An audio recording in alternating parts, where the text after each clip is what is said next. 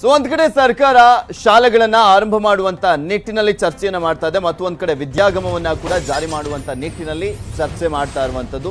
ಇನ್ನು ಒಂದ್ ಕಡೆ ಖಾಸಗಿ ಶಾಲಾ ಶಿಕ್ಷಕರ ಒಂದು ಪ್ರತಿಭಟನೆಯ ಬಿಸಿಯನ್ನು ಎದುರಿಸಬೇಕಾಗಿದೆ.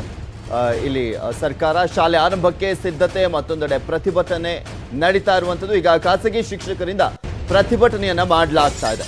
ಇಲ್ಲಿ ಶಿಕ್ಷಕರಿಂದ ಪ್ರತಿಭಟನೆಯನ್ನ ಮಾಡಲಾಗ್ತಾ ಇರುವಂತದ್ದು. ಬೀದಿಗಿಳಿದು ಖಾಸಗಿ ಶಿಕ್ಷಕರು ಪ್ರತಿಭಟನೆಯನ್ನ ಮಾಡ್ತಾ ಇದ್ದಾರೆ. ಖಾಸಗಿ ಶಾಲಾ ಆಡಳಿತ ಮಂಡಳಿ ಅವರು ಈ ಒಂದು ಪ್ರತಿಭಟನೆಗೆ ಕರೆಯನ್ನ ಕೊಟ್ಟಿದ್ರು. ಶಿಕ್ಷಕರ ಸಮಸ್ಯೆಯನ್ನ ಬಗೆಹರಿಸಲಿಕ್ಕೆ ಒತ್ತಾಯವನ್ನ ಮಾಡಿದ್ದಾರೆ. ಶಿಕ್ಷಕರು ಉಳಿದರೆ ಶಿಕ್ಷಣ ಎಂಬ ಒಂದು ಘೋಷವಾಕ್ಯದ ಅಡಿ ಇವತ್ತು ಒಂದು ಪ್ರತಿಭಟನೆಯನ್ನ ಮಾಡ್ತಾ ಇರುವಂತದ್ದು. ಮೌರ್ಯ ಸರ್ಕಲ್ನಿಂದ ಆರಂಭವಾಗಿದೆ ಈ ಪ್ರತಿಭಟನೆ. ಫ್ರೀಡಂ ಪಾರ್ಕ್ ವರೆಗೆ ಶಿಕ್ಷಕರು ಜಾಥಾವನ್ನು ಮಾಡಲಿದ್ದಾರೆ.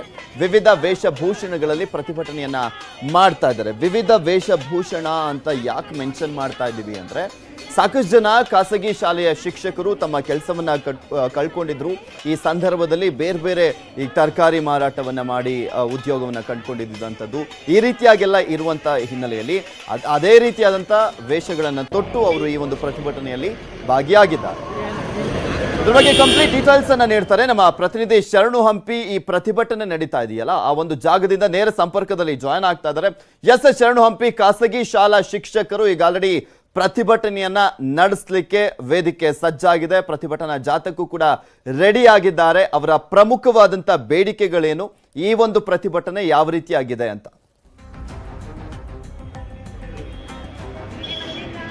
ಪೃಥ್ವಿರಾಜ್, ಈಗಾಗಲೇ ಖಾಸಗಿ ಶಾಲಾ ಶಿಕ್ಷಕರು ಮತ್ತು ಶಿಕ್ಷಕರೇತರ ಸಿಬ್ಬಂದಿಗಳು ಈಗಾಗಲೇ ಪ್ರತಿಭಟನಾ ಜಾಥಾದಲ್ಲಿ ಈಗಾಗಲೇ ಆಗಮಿಸಿದ್ದಾರೆ. ಮೌರ್ಯ ಸರ್ಕಲ್ನಿಂದ ಈಗಾಗಲೇ ಪ್ರತಿಭಟನಾ ರ್ಯಾಲಿ ನಡೀತಾ ಇದೆ. ಇಲ್ಲಿ ಸಾಕಷ್ಟು ಜನ, ಅಂದರೆ 500ಕ್ಕೂ ಹೆಚ್ಚು ಖಾಸಗಿ ಶಾಲಾ ಶಿಕ್ಷಕರು ಮತ್ತು ಸಿಬ್ಬಂದಿಗಳು ಭಾಗವಹಿಸಿದ್ದಾರೆ ಪ್ರತಿಭಟನೆಯಲ್ಲಿ. ಇಲ್ಲಿ ಪ್ರಮುಖ ವಿಚಾರ ಅಂತಂದ್ರೆ ವಿವಿಧ ವೇಷಭೂಷಣ. ತಾವು ಹೇಳದಂತೆ, ಯಾಕಂದ್ರೆ ಶಾಲಾ ಶಿಕ್ಷಕರು ಕರೋನಾ ಲಾಕ್ಡೌನ್ನಿಂದಾಗಿ ಶಾಲೆಗಳು ಇನ್ನೂ ಕೂಡ ತೆರೆದಿಲ್ಲ. ಅನಿವಾರ್ಯವಾಗಿ, ಯಾಕಂದ್ರೆ ಅವರಿಗೆ ಯಾವುದೇ ರೀತಿಯಾದಂಥ ಪರಿಹಾರ ಇಲ್ಲ ಮತ್ತು ವೇತನವಿಲ್ಲ, ಅನಿವಾರ್ಯವಾಗಿ ಖಾಸಗಿ ಶಾಲಾ ಶಿಕ್ಷಕರು ಕೂಡ ತರಕಾರಿ ಮಾರುವಂಥದ್ದು, ಅಡುಗೆ ಕೆಲಸ ಮಾಡುವಂಥ ಈ ರೀತಿಯಾದಂಥ ವೃತ್ತಿಗಳಿಗೆ ಅನಿವಾರ್ಯವಾಗಿ ಹೋಗಬೇಕಾದಂಥ ಪರಿಸ್ಥಿತಿ ಇದೆ ಅನ್ನೋದನ್ನು ಸೂಚ್ಯವಾಗಿ ತೋರಿಸುವಂಥ ಕೆಲಸವನ್ನು, ವಿನೂತನ ಪ್ರತಿಭಟನೆಯನ್ನ ಮಾಡ್ತಾ ಇದ್ದಾರೆ. 500ಕ್ಕೂ ಹೆಚ್ಚು ಖಾಸಗಿ ಶಾಲಾ ಶಿಕ್ಷಕರು ಮತ್ತು ಸಿಬ್ಬಂದಿಗಳು ಎಲ್ಲರೂ ಕೂಡ ಇದ್ದಾರೆ. ಇವರ ಸಮಸ್ಯೆಗಳಿಗೆ ಸರ್ಕಾರ ಈವರೆಗೂ ಕೂಡ ಓಗೊಟ್ಟಿಲ್ಲ, ಯಾವುದೇ ಸಮಸ್ಯೆಯನ್ನ ಪರಿಹಾರ ಮಾಡಿಲ್ಲ. ಈ ಕಾರಣಕ್ಕಾಗಿ ಸರ್ಕಾರ ಯಾವ್ಯಾವ ರೀತಿಯಾದಂಥ ಸಮಸ್ಯೆಗಳಿದಾವೆ ಅವುಗಳನ್ನ ಪರಿಹಾರ ಮಾಡಬೇಕು ಅಂತೇಳಿ ಶಿಕ್ಷಕರನ್ನು ಕೂಡ ಮಾತಾಡ್ತಾ ಹೋಗ್ತೀನಿ. ಅವ್ರು ಏನ್ ಹೇಳ್ತಾರೆ ಅಂತೇಳಿ. ಎಲ್ಲಿಂದ ಬಂದಿರೋದು ತಾವು, ಹೇಗೆ ಪ್ರತಿಭಟನೆ ಮಾಡ್ತಾ ಇದ್ದೀರಿ? ನಾವು ಕೇಂಬ್ರಿಡ್ಜ್ ಶಾಲೆ ಜೆಪಿ ನಗರದಿಂದ ಬಂದಿದ್ದೀವಿ. ಇಲ್ಲಿ ಶಿಕ್ಷಕರ ಒಂದು ಚಿಂತಾಜನಕ ಸ್ಥಿತಿಯಲ್ಲಿದ್ದೇವೆ ಎಲ್ಲರೂ ಕೂಡ. ಏನಾಗಿದೆ ಇವತ್ತಿನ ಸ್ಥಿತಿ, ಶಿಕ್ಷಕರ ಸ್ಥಿತಿ ಏನಾಗಿದೆ ಅಂತ ಸರ್ಕಾರ ನೋಡ್ತಾ ಇದೆ. ನೋಡ್ಬಿಟ್ಟು ಕಣ್ಮುಚ್ಚಿ ಕುಳಿತಿದೆ. ಇವತ್ತು ಏನಾಗಿದೆ ಅನ್ನೋದು ಎಲ್ಲರಿಗೂ ಕೂಡ, ಇಡೀ ರಾಜ್ಯಕ್ಕೆ ಗೊತ್ತಿದೆ. ನಾವು ಕೂಡ ಸರ್ಕಾರಿ ಶಿಕ್ಷಕರು ಏನು ಕೆಲಸ ಮಾಡ್ತಾ ಇದ್ದಾರೆ ಅದೇ ಥರ ನಾವು ಕೆಲಸಗಳು ಮಾಡ್ತಾ ಇದ್ದೀವಿ. ಆನ್ಲೈನ್ ಪಾಠ ಎಲ್ಲ ಮಾಡ್ತಾ ಇದ್ದೀವಿ. ಆದರೆ ಈ ಸ್ಥಿತಿ ಏನಾಗಿದೆ, ತರಕಾರಿ ಮಾರುವಂಥ ಸ್ಥಿತಿ ಆಗಿದೆ. ವೇತನ ಇಲ್ಲ. ಆಮೇಲೆ ಹಲವು ಪ್ಯಾಕೇಜ್ಗಳನ್ನು ನಾವು ಬೇಡಿಕೆ ಇಟ್ಟಿದ್ವಿ, ಅದು ಕೂಡ ಇಲ್ಲ. ಆದರೆ ಗೊಂದಲದ ಹೇಳಿಕೆಗಳ ನಡುವೆ ಏನಾಗಿದೆ, ಶಿಕ್ಷಕರ ಚಿಂತಾಜನಕ ಸ್ಥಿತಿ ಇದೆ. ಅದನ್ನು ಸರ್ಕಾರ ಸ್ಪಷ್ಟೀಕರಣ ಕೊಡಬೇಕು. ಶುಲ್ಕ ಕಟ್ಟುವುದರಿಂದ ಇಲ್ಲಿ ತನಕ ಏನು ನಾವು ಮಾಡ್ಕೊಂಡು ಬರ್ತಾ ಇದ್ದೀವಿ ಅಂತ ಕೆಲಸಗಳಿದೆ. ಸಚಿವರು ಇದನ್ನ ನಿರ್ದಿಷ್ಟವಾದಂತಹ ಒಂದು ಸ್ಪಷ್ಟ ಹೇಳಿಕೆ ಕೊಟ್ಟಾಗ ಈ ಪೋಷಕರ ಗೊಂದಲಗಳು ದೂರವಾಗುತ್ತೆ.